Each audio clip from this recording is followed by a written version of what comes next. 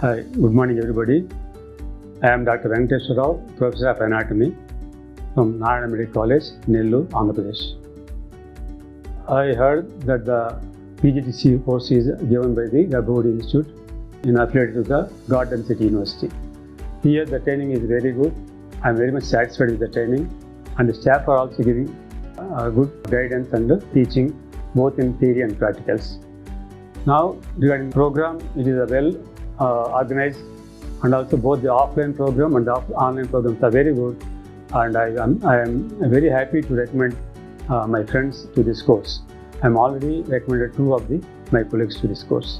Advice is about giving more facilities for the practicals regarding ICSI management, and otherwise everything is good. Yeah, here the teaching staff or the doctors are teaching us very nicely, and they are giving the elaborate part of the theory to understand the part of the things very well. And I am very much happy with the teaching of the staff, and the non-teaching staff also very courteous and very good towards our students. And I always feel happy, and I give 10 out of 10 marks to the institute and for the training, and also for the treatment by the staff and everybody here.